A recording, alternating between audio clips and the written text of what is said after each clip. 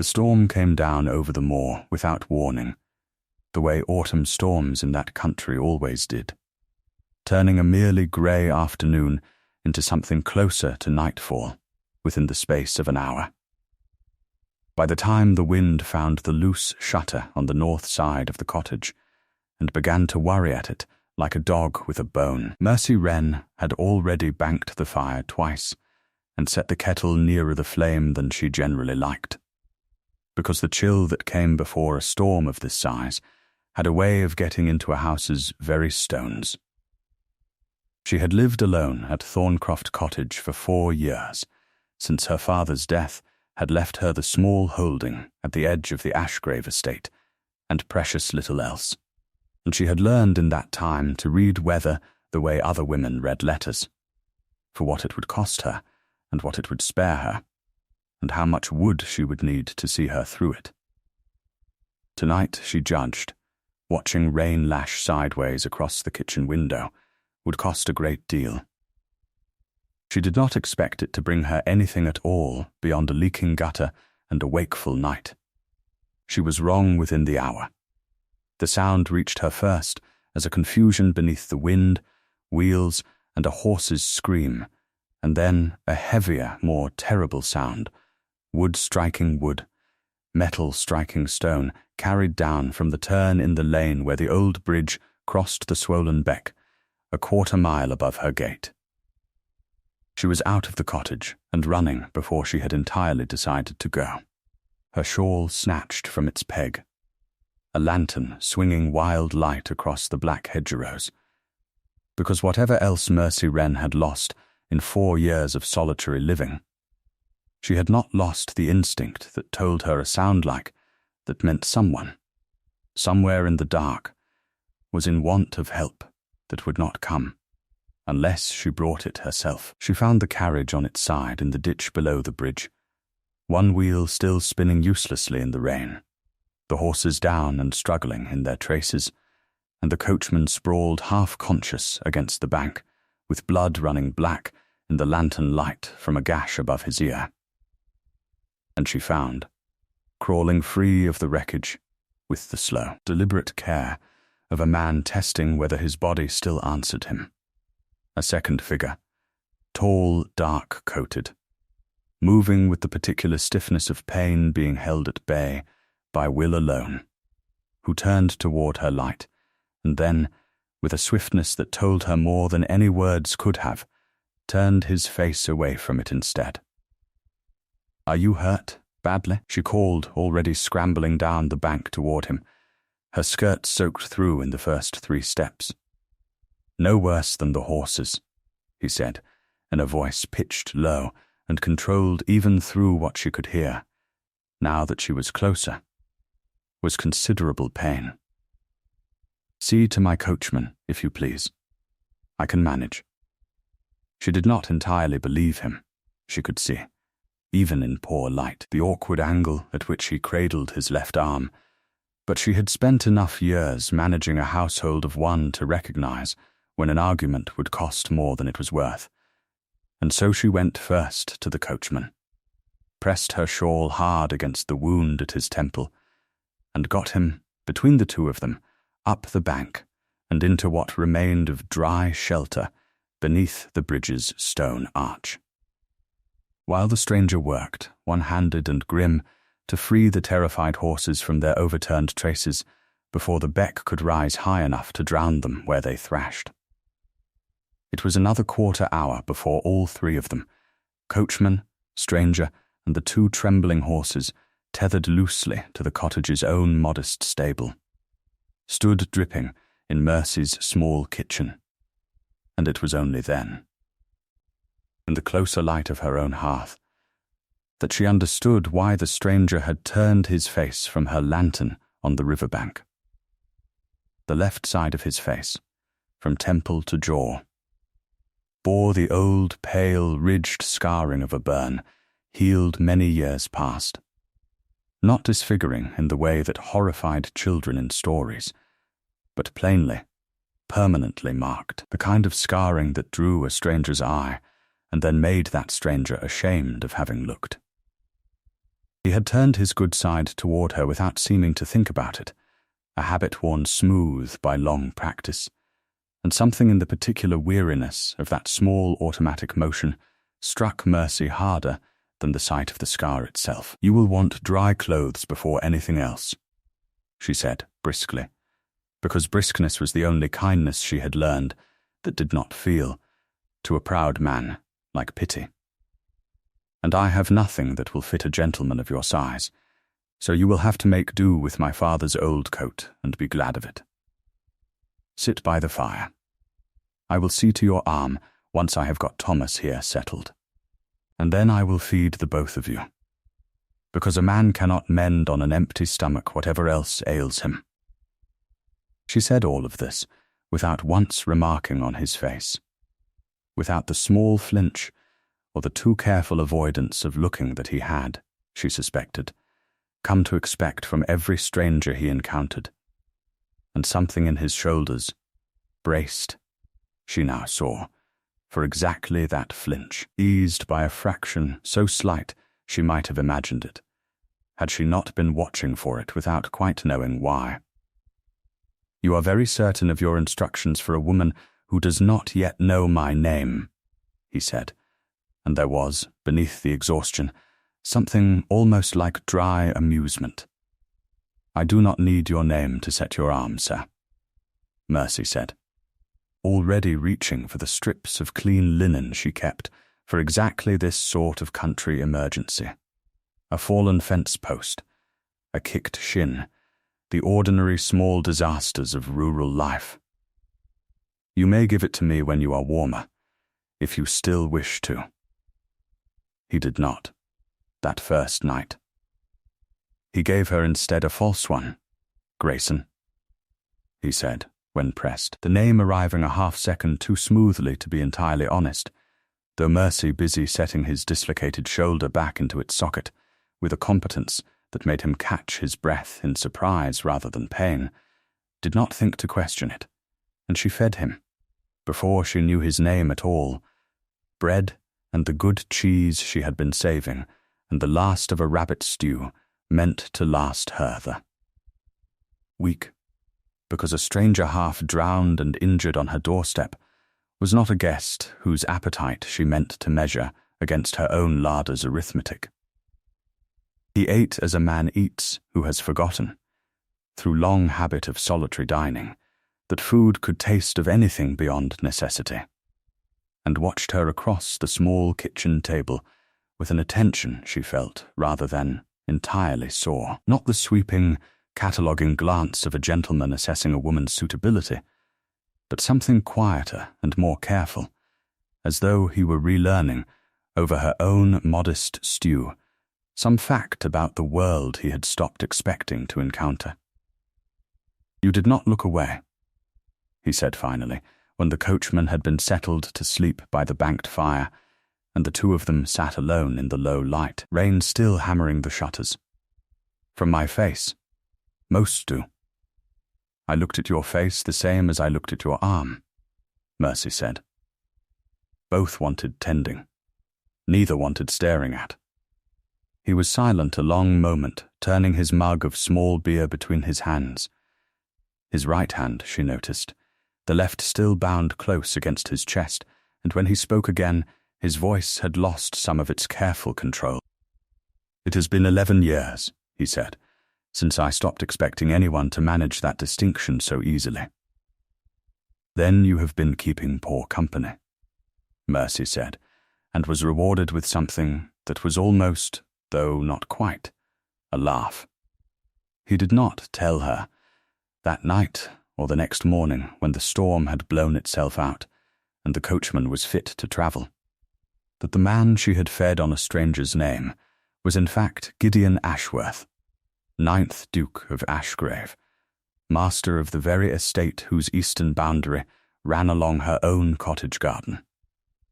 A man the county had not seen at a public gathering in 11 years, since the fire that had taken his father's life and half his own face along with it, and whose reclusiveness had, in the telling and retelling common to small societies with little else to occupy them, hardened over a decade into something between rumour and legend. The children of the district called him the Shadow Duke, though none of them had ever seen him. Their mothers called him worse, in lower voices, and warned their daughters that whatever fortune such a man might offer, no woman with proper self-regard would consider it. Gideon had heard every version of it, in fragments, through his steward's careful reports and the county's studious avoidance of Ashgrave Hall's gates, and had long ago stopped expecting anything from the world beyond the estate's walls but the particular, wearying combination of pity and revulsion that had followed him since he was 21. He had told himself, in the years since, that he preferred the solitude, that a man with half his face gone could conduct his estate's business and his tenants' welfare, and his own considerable fortune perfectly well, without ever again subjecting himself to a stranger's flinch. He had not expected, riding out in defiance of his physician's advice, to inspect a flooded tenant farm before the storm turned, to find himself thrown from an overturned carriage into the path of a woman who tended his ruined face with precisely the same brisk, unremarkable competence she gave his dislocated shoulder, and who fed him from her own modest table without once asking who he was or what he was worth. He gave his coachman strict instruction, before they left Thorncroft Cottage the following morning, that the woman's true benefactor was to remain a mystery a while longer.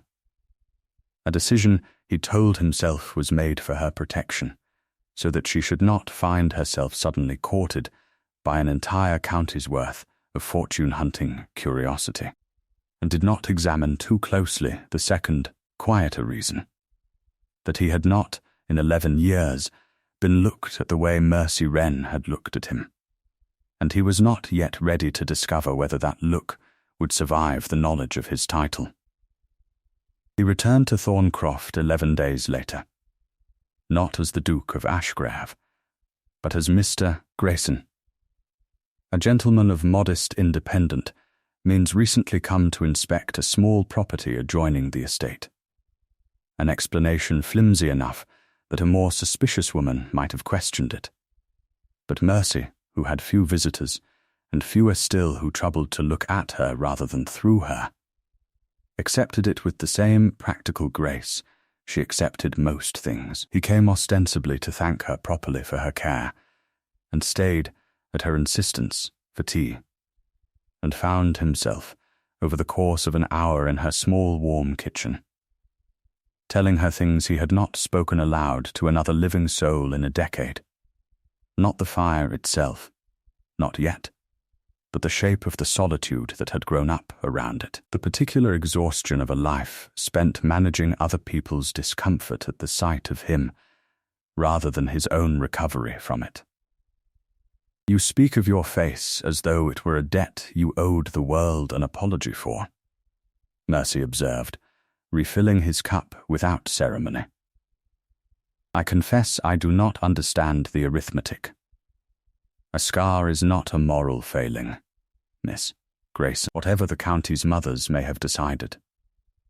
You have not seen how a ballroom empties when I enter it," he said, more sharply than he intended, and then, seeing something flicker across her face that was not offence, but something closer to recognition, gentled his voice. "Forgive me. It is an old wound, in more ways than the obvious one. I have not seen a ballroom in 4 years," Mercy said, "empty or otherwise.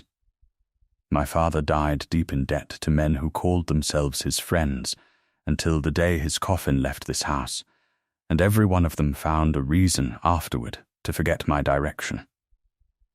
I do not say this to match my grief against yours, only to say that I understand, perhaps better than you expect, what it is to watch a room decide your worth before you have said a single word in it." It was the first time either of them had spoken so plainly to the other, and something in the small kitchen shifted with the admission. Not quite intimacy yet, but its careful, deliberate beginning. the sort that is built one honest sentence at a time, rather than arriving all at once. He came again the following week, ostensibly to inquire whether the storm had damaged her roof, and stayed long enough to mend a loose shutter himself, working one-handed and stubborn until Mercy, laughing despite herself, took the hammer from him and finished the task in a quarter of the time, informing him, not unkindly, that a duke's hands were plainly unpracticed in anything so honest as carpentry.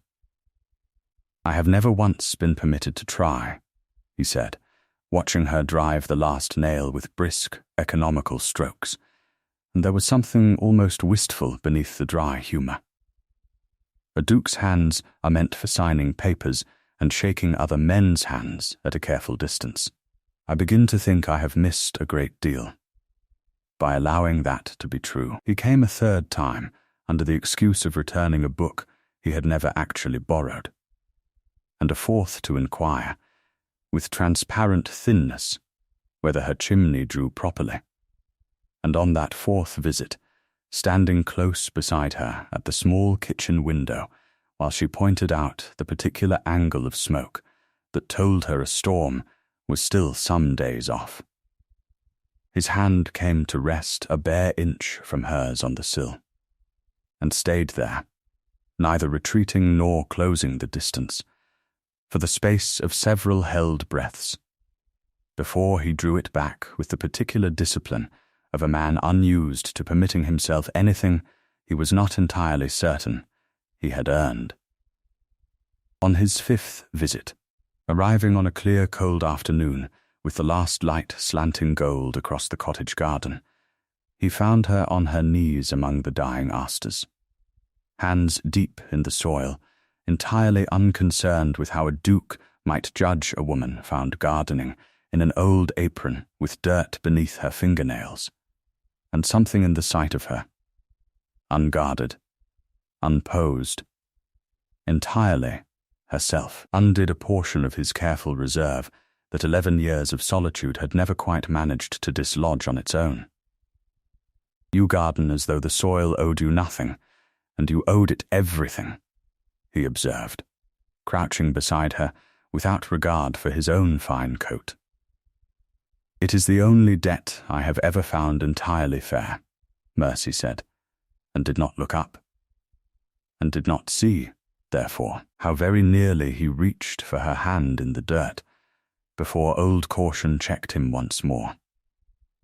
It was not until his sixth visit that even Mercy, unpracticed as she was in the particular arithmetic of courtship, began to understand that a man did not generally require 6 separate excuses to inspect a parcel of land he had. So far as she could tell, no actual interest in purchasing. We will take a very short break. If you do not want to miss new stories, please subscribe to the channel. It was on his 6th visit, in late autumn, with the last of the cottage garden's asters gone to brown, and the fire built up early against the coming cold, that Mercy showed him the one object she had kept whole through 4 years of increasingly desperate economy: a small brass-bound herbal, her mother's, its pages soft with handling, pressed flowers still tucked between certain leaves where her mother had marked remedies she'd found useful. "She died when I was 10, Mercy said, turning the pages with the particular gentleness of long habit. "This is nearly all I have of her. My father sold everything else that could be sold in the last hard years, but he would not part with this, whatever the debt collectors offered for it. And I have never quite forgiven myself for wondering, once or twice in a very bad winter, whether I ought to have let him." Gideon looked at the fragile little book, and at the woman holding it with the particular careful reverence of someone guarding the last true thing left to her, and felt something in his own carefully guarded chest give way by a fraction he did not examine too closely. "I understand," he said, "what it is to hold on to something the world would tell you to trade away for easier comfort. "Do you?" Mercy said softly, and it was not quite a question. He almost told her then. The words rose in his throat. "I am not Mr. Grayson. I am the Duke of Ashgrave, and I have watched you these 6 visits and found myself.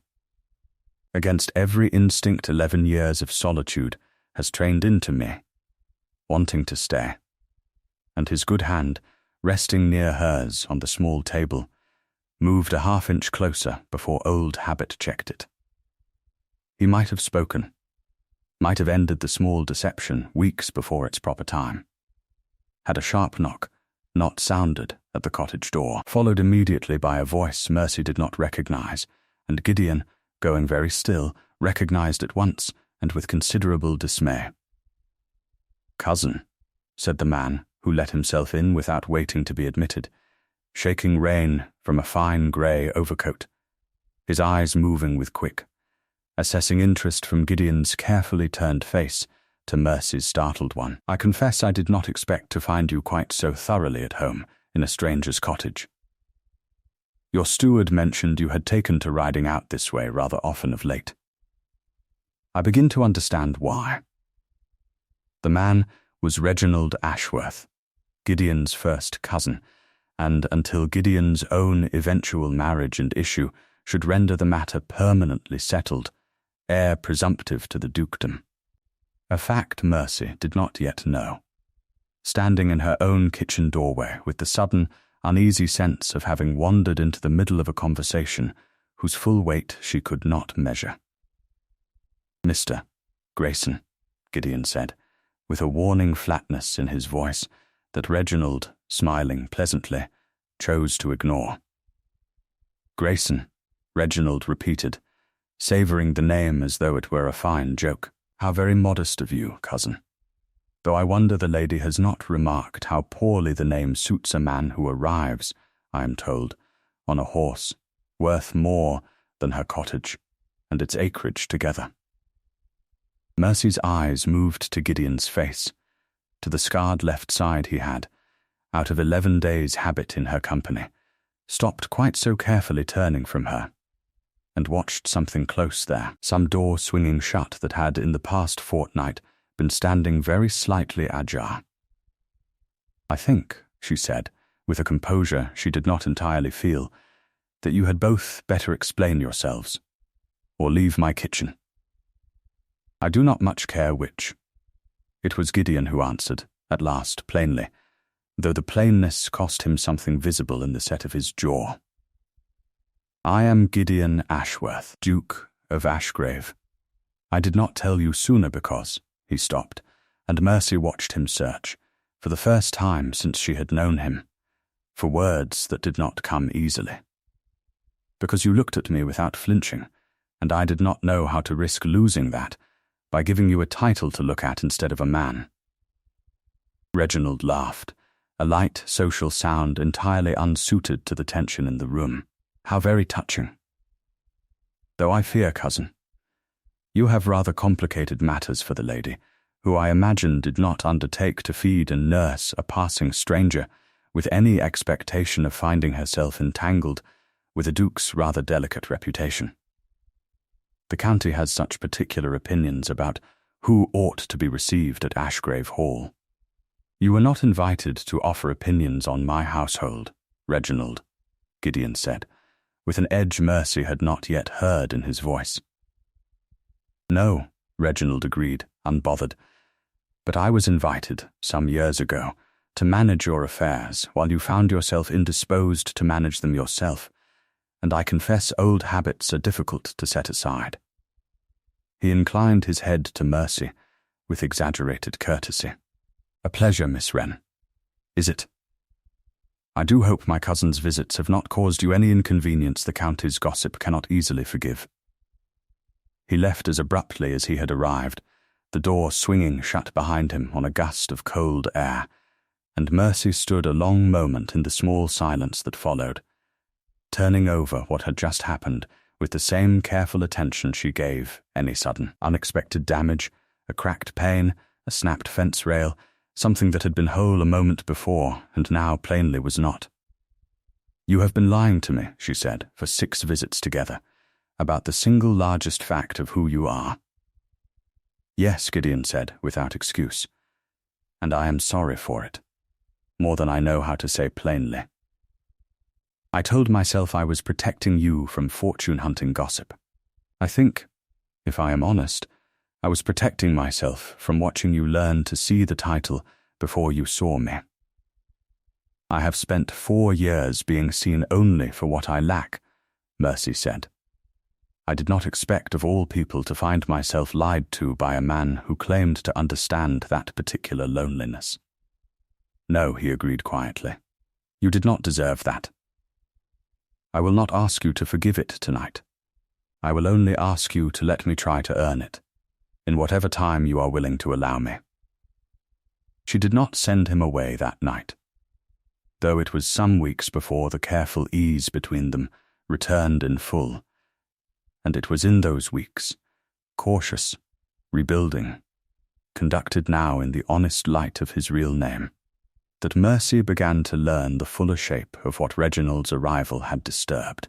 She learned, first from Gideon himself, and then, more troublingly, from the county's own long memory, once his identity had begun, inevitably to spread beyond her cottage walls, that the fire which had scarred him and killed his father 11 years before had never been fully explained. The official account held it as an accident. A candle left too near the old library's dry curtains, a tragedy of carelessness. But Gideon himself, speaking of it for the first time in her small kitchen on a grey November afternoon, told her he had never entirely believed it. "Reginald had debts that year," he said, "considerable ones. Gaming debts he could not have settled without my father's intervention, and my father had refused him. Quite finally, only a fortnight before the fire, I have never had proof of anything beyond that unhappy timing. I told myself, in the years since, that suspecting my own cousin of such a thing was a grief-sickened man's fancy, and I let the matter rest, because pursuing it without proof would have cost us both more than either of us could afford, and because I did not, in truth, wish to know for certain. And now?" Mercy asked. "Now," Gideon said, "I find I have rather more reason to want the truth of it settled than I did a fortnight ago." The reason for his changed resolve was not long in declaring itself. Reginald, having learned of Mercy's existence and correctly judged her importance to his cousin's long-guarded heart, did not confine his interference to a single unwelcome visit. Within a fortnight, word had begun circulating through the county's drawing rooms, carried, Mercy had no doubt, from Reyneld's own careful seeding, that the Duke of Ashgrave had taken up with a penniless cottager of dubious reputation. A woman who had, it was whispered, nursed him back to health with rather more calculation than kindness, angling from the very first night to secure a duke's protection for herself. It was, Mercy thought grimly, an almost perfect inversion of the truth. She who had fed a stranger, before she knew his name, now accused of having fed him precisely because she did know it, and she bore the whispers with the same practiced composure she had spent 4 years cultivating, until the whispers themselves grew teeth. Before the whispers reached the drawing rooms at all, Reginald paid Mercy one further visit alone, arriving at Thorncroft on a pretext of returning a glove he claimed to have dropped there, and delivered, in a voice pitched low and pleasant, the first true measure of what he intended. "You seem a sensible woman," he said, turning the borrowed pretext of the glove idly in his fingers.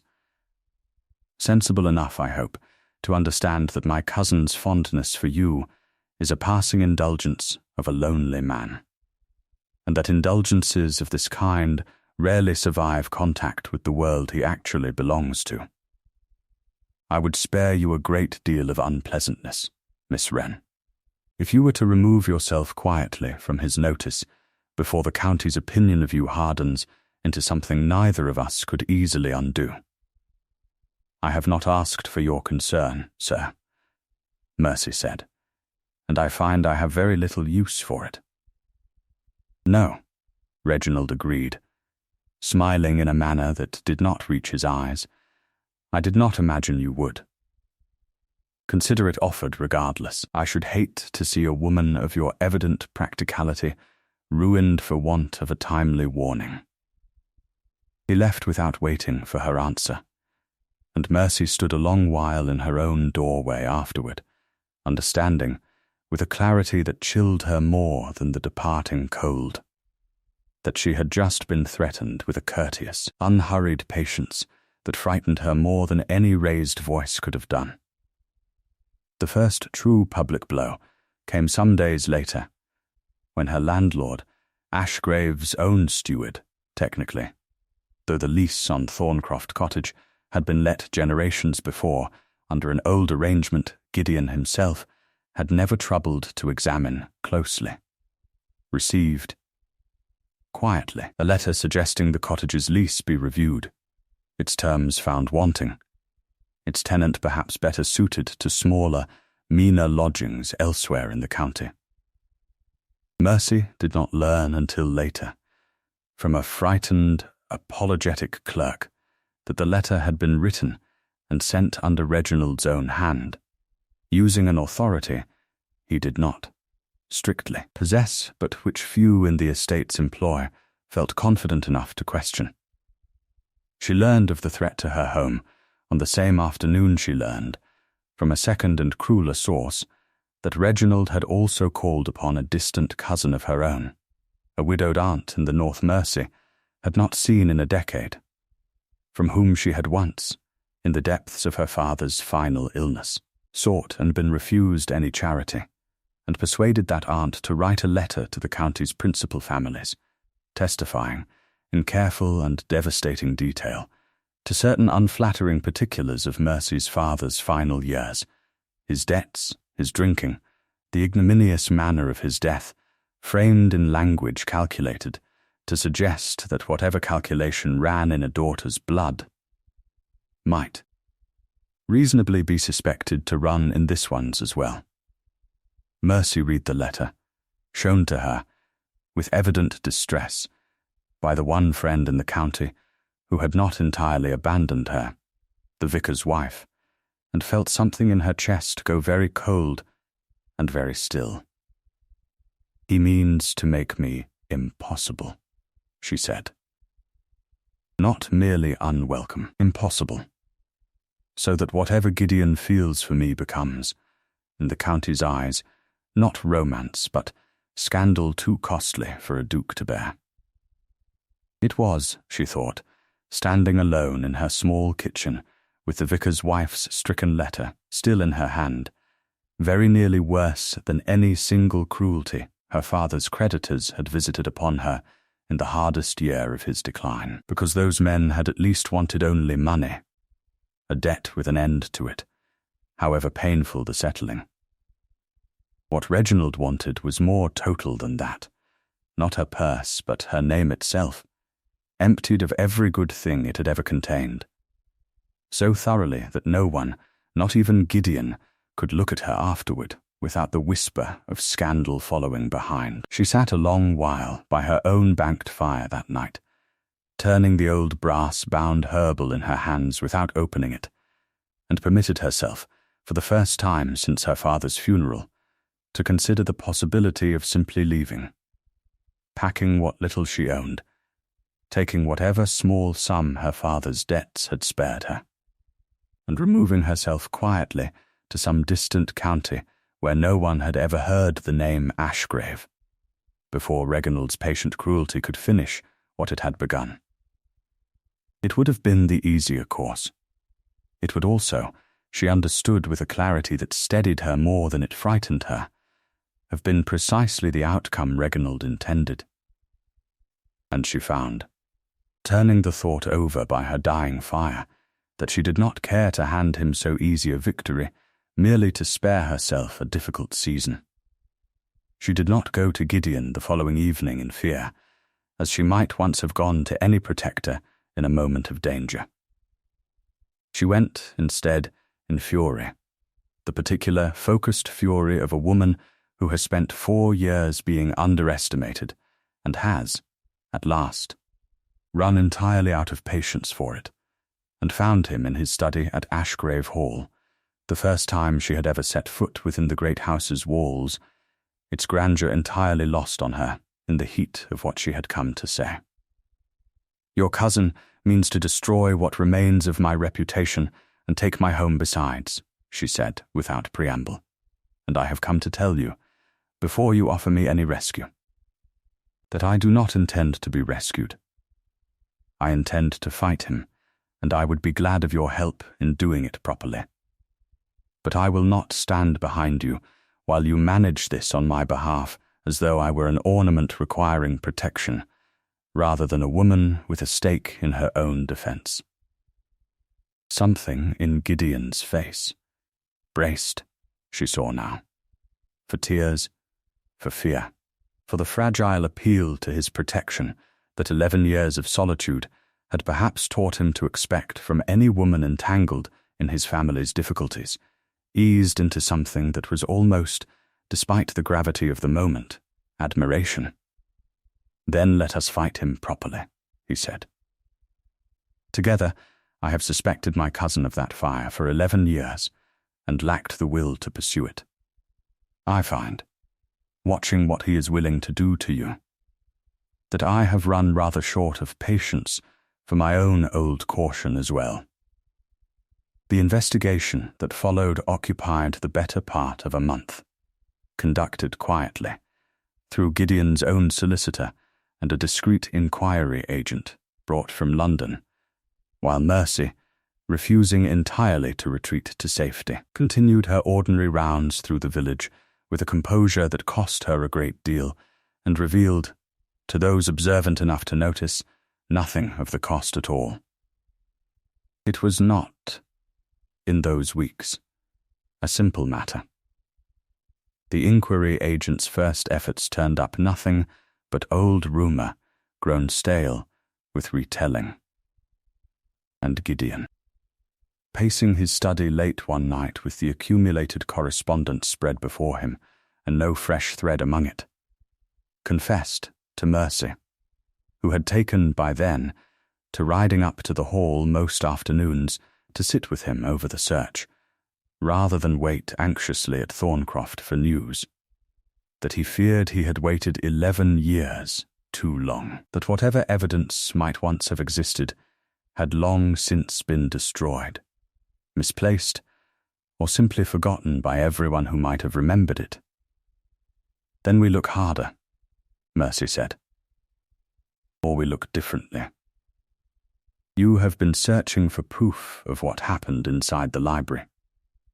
Has anyone thought to ask who else was awake in the house that night, and where they were standing when the fire was first seen?" It was her suggestion, in the end, that led the inquiry agent to the dismissed under-footman's trail at all, a household roster from the year of the fire, painstakingly reconstructed from old wage books Gideon's own steward had never thought worth destroying, cross-checked against parish records until a single name emerged that no one else in the household had troubled to place.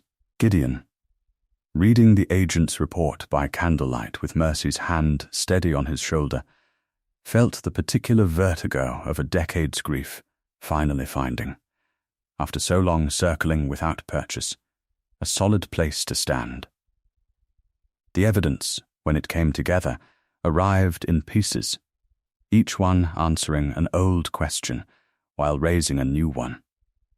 A former under-footman, dismissed from Ashgrave's service the year after the fire under circumstances no one had troubled to examine at the time, was located in a distant county, and, for a modest consideration, proved willing to recall that he had seen Master Reginald, as he had then been, before his elevation to heir presumptive, near the library's side door on the night of the fire. At an hour, He had had no legitimate business being there.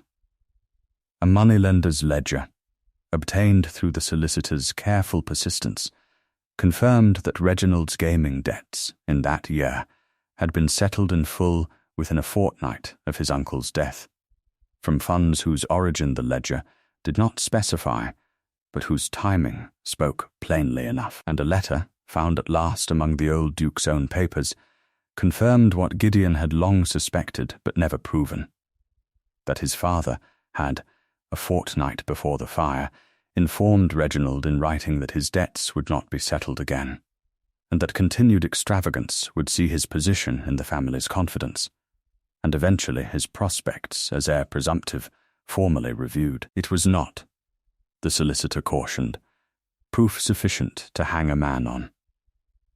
But it was proof sufficient, laid before the right witnesses in the right setting, to end Reginald Ashworth's standing in the county forever. And Gideon, hearing this, found himself facing a choice that cost him something he had not expected to have to weigh. Whether to pursue the full truth publicly, at the cost of his own family's name being dragged through a scandal from which it might never fully recover, or to let the matter rest quietly, as he had let it rest for 11 years, and simply remove Reginald's authority over the estate's affairs without ever naming, in public, what he had done.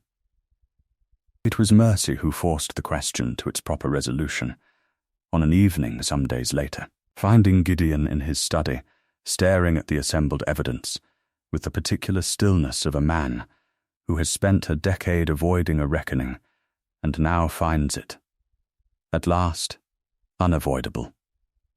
"You are thinking of your family's name," she said, without needing to ask. "I am thinking," Gideon admitted, "that pursuing this publicly will cost the Ashgrave name a scandal it has spent 11 years quietly recovering from, and that quietly removing Reginald's influence, without ever proving what I believe he did, might serve the same practical purpose at far less cost."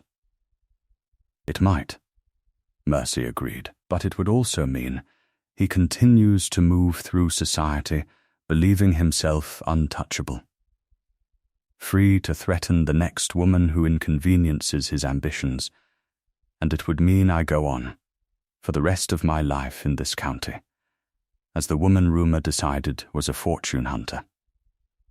Because you chose to protect your family's comfort over my name being cleared alongside your father's memory." Gideon was silent a long moment, and when he spoke again, his voice had the particular clarity of a man who has finally stopped negotiating with his own fear.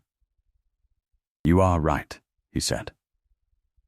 "I have spent 11 years choosing quiet over truth, and I told myself it was prudence.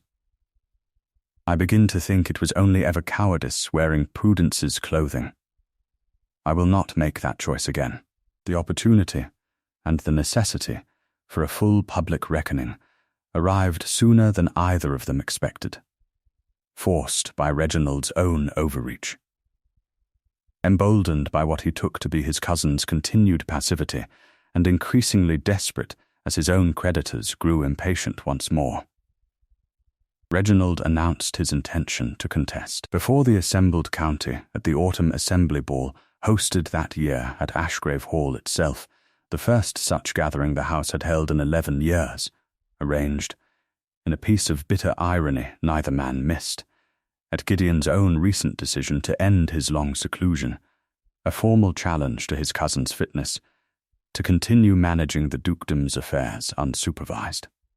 Citing Gideon's increasingly erratic entanglement with a woman of no fortune and questionable family as evidence of judgment too compromised to be trusted. Mercy stood before the small mirror in her cottage bedroom on the evening of the ball, smoothing the skirt of the gown she had sewn herself, and found her hands, ordinarily so steady, trembling in a manner she did not entirely welcome. She had faced Reginald's cruelty without flinching for weeks together. She found she had rather less courage and reserve for the prospect of standing beneath Ashgrave Hall's restored chandeliers as the whole assembled county measured her worth against a duke's.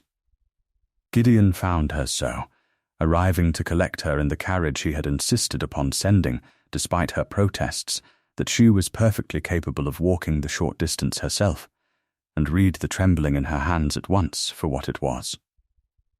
"You need not attend, if the cost of it is too great," he said gently.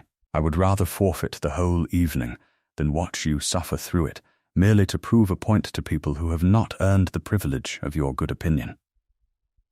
I have spent 4 years being told, by one means or another, that I did not belong in rooms like the one you are about to lead me into," Mercy said, steadying her own hands by the simple expedient of taking his. "I find I would rather walk into it afraid and stay than spend 1 more year of my life arranging myself to be smaller than the truth of what I am."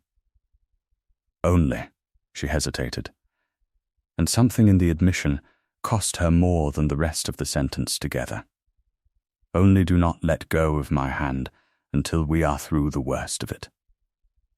"I do not intend," Gideon said, raising her gloved hand briefly to his lips in a gesture he had never before permitted himself, "to let go of it at all. Tonight or any night after, whatever the county decides to make of either of us." He made the accusation loudly, in the ballroom's crowded center, before every notable family in the county, timing his attack for the moment he judged Gideon's guard would be lowest, mid-evening. The dancing well underway, Mercy at Gideon's side, in a gown she had sewn herself from fabric his own housekeeper had kindly provided. Looking, Reginald clearly hoped the assembled room would agree. Entirely out of place among the assembly's silken jewels. "I wonder," Reginald said, his voice pitched to carry across the sudden hush his words had produced, "whether this county fully understands what it is being asked to accept. A duke who has hidden himself from society for a decade, now suddenly parading a penniless cottager as though her nursing of his injuries in a roadside accident constitutes some manner of courtship worthy of the Ashgrave name. I ask you all, in honesty, is this the judgment of a man fit to continue managing an ancient estate unsupervised? Or the judgment of a man whose long isolation has left him vulnerable to any woman clever enough to seize the opportunity his loneliness presents?" The room's silence had the particular quality of a held breath. 300 candles' worth of golden chandelier light, suddenly feeling, to Mercy, like the single most exposing illumination she had ever stood beneath. Gideon stepped forward, and for the first time in 11 years, in the full sight of an assembled ballroom, he did not turn his scarred face away from the light. "I will answer that question," he said, his voice carrying with a steadiness that silenced even the last murmuring corner of the room, though not in the terms my cousin has chosen to ask it. "This woman beside me found me in a ditch on a stormy night, injured and unable to give her my true name, and fed me from her own table before she knew whether I was a duke or a beggar.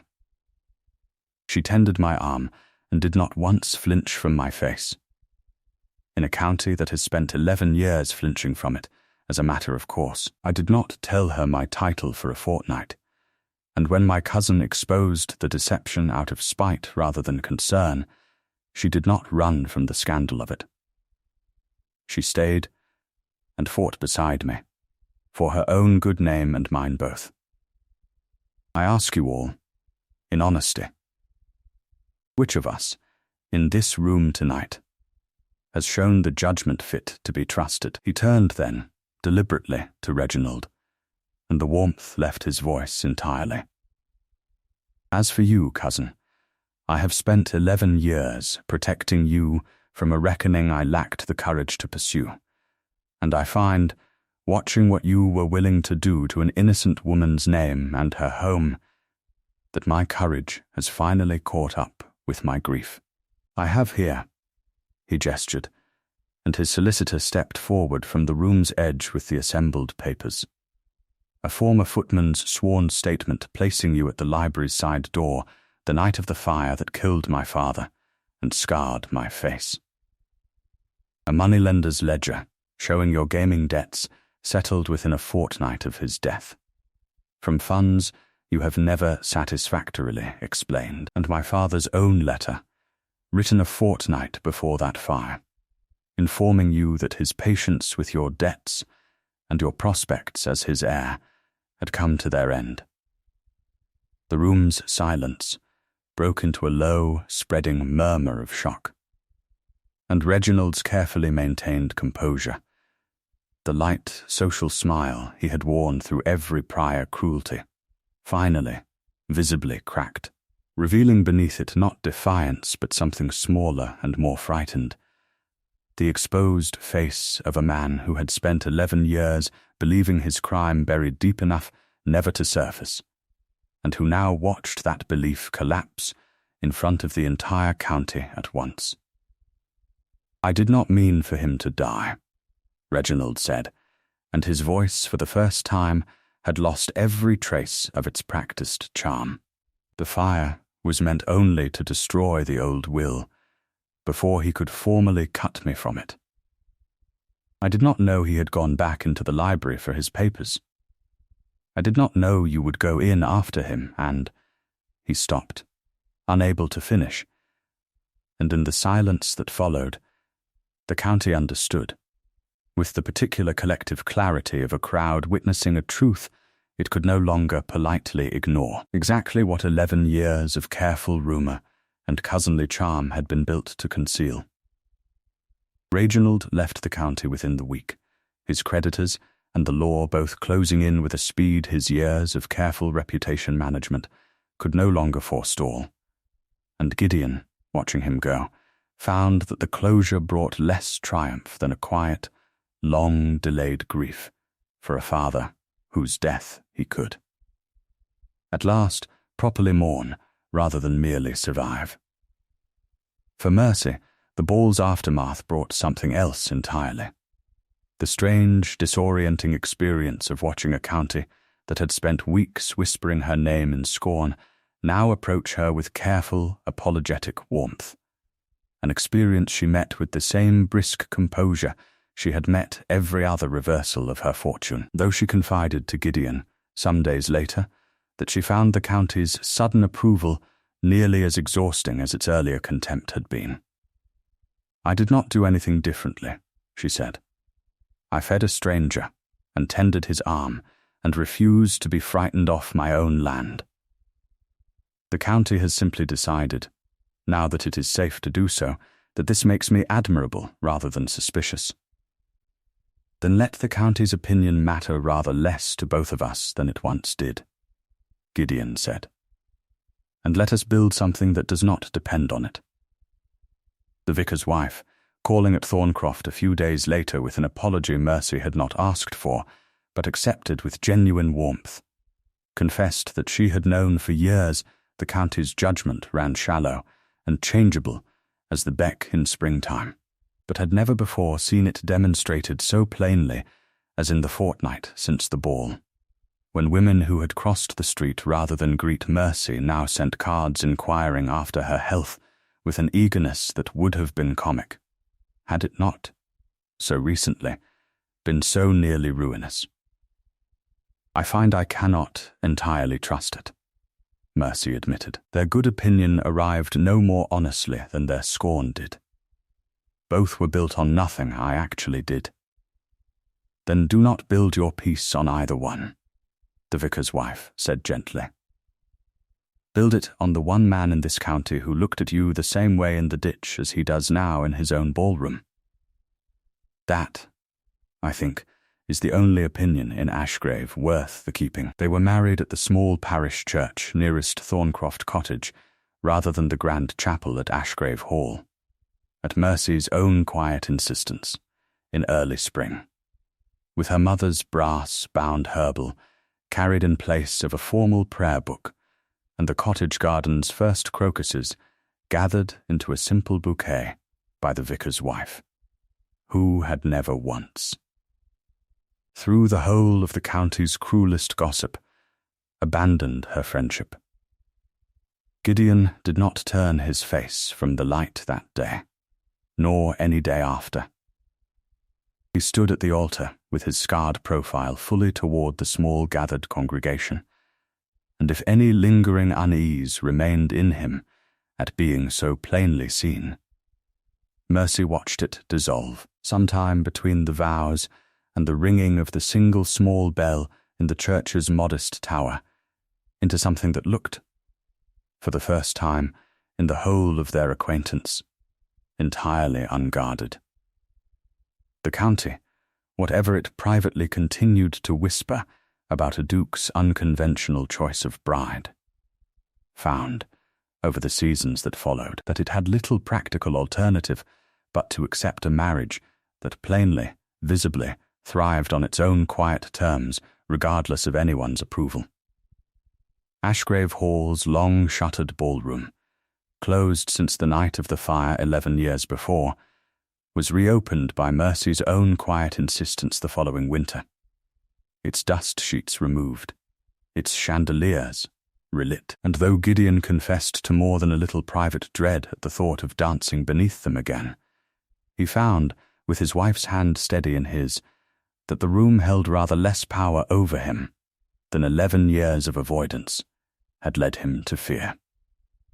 A year later, in the same small kitchen at Thorncroft Cottage, kept, at Mercy's insistence, as a second home rather than sold or abandoned once Ashgrave Hall's grander rooms stood open to her, Gideon found his wife exactly where he had first properly come to know her, seated at the worn table with her mother's herbal open before her, and a small sleeping weight settled against her shoulder that had not existed the spring before. "You are teaching her to read it already," he said, settling beside her, nodding at the herbal's soft, well-handled pages. "She has months yet before she will manage more than the pictures," Mercy said, smiling. "But I find I cannot wait to begin." Gideon reached over, tucked the blanket more securely around their sleeping daughter, and, in a gesture that had become entirely natural to him over the year of their marriage, let his wife's fingers find the scarred side of his face, without flinching, without turning away, the way she had done from the very first night, before she had known his name or his title or anything at all beyond the plain fact of a stranger in need of feeding. "I have been thinking," he said, "of the night I gave you a false name across this very table. I have long since forgiven you for it," Mercy said, "though I confess I am glad, on the whole, that our daughter will never have cause to wonder whether her father's true name was worth the waiting." "No," Gideon agreed, drawing her closer. The fire settled low and warm in the hearth, where a storm-soaked stranger had once sat wrapped in her father's borrowed coat, eating a meal he had done nothing yet to earn. She will only ever know that her mother fed a hungry man before she asked what he was worth, and that it turned out, in the end, to be the truest measure either of us ever took of the other. Thank you for listening to tonight's story. If it moved you, please consider subscribing to the channel so you never miss the next one. And until then, take care of yourselves.